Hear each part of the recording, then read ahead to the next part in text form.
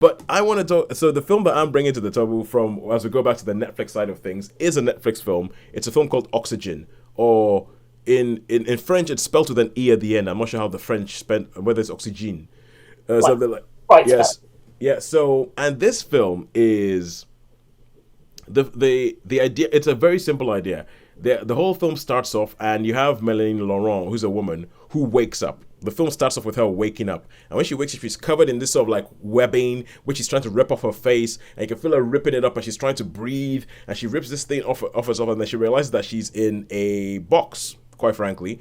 But it's not just a box; it's a high-tech box. There's an AI. There's all these sort of like swirly type. It's like being trapped in an iPhone. It's almost like she's been trapped in a box. If Apple invented a box, this is what this thing would be. And as it goes on, this AI starts talking to her and telling her, "Oh, my name is Milo. Oh, don't worry, I'm still here. Just my camera's gone off, so I will keep talking." So it's like this AI tells her, "My name is Milo. You are in a cryogenic chamber, and you have woken up prematurely from the cryogenic suspension that you're supposed to be in.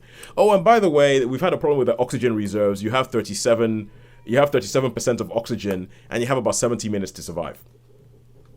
And that's how the film kicks off. And then the entire film is pretty much takes place inside this cryogenic chamber. So all you see is Melanie Laurent, and you see her in this confined space trying to figure out why she's there, who she is, because she can't quite remember who she is because she just come out of cryogenic suspension. She's trying to remember, why am I here? Who am I? What is going on? How do I keep myself from dying in 72 minutes because I only have 37% of oxygen left? And she is the only, well, she is 95% the only person you see in this entire film.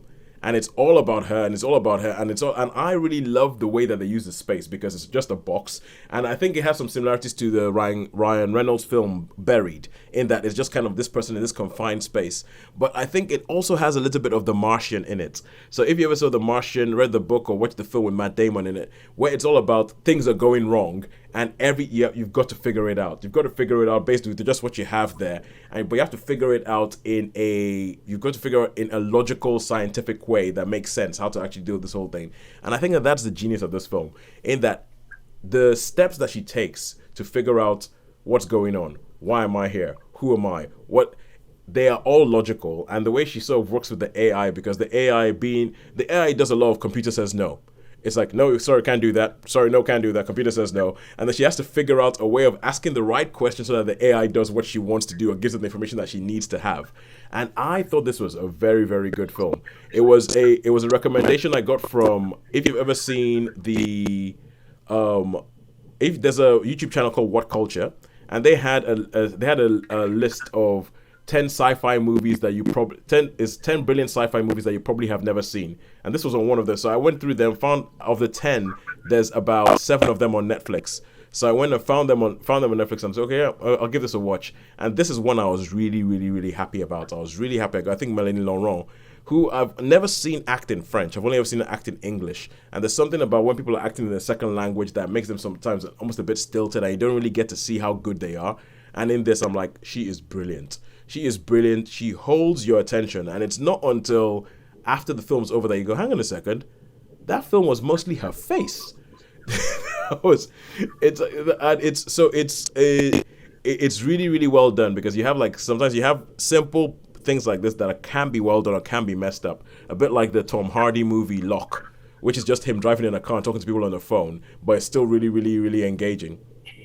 So it is. I think it's really well done. I think this is a great film. I would recommend this to anybody, and I would give Oxygene 4 stars.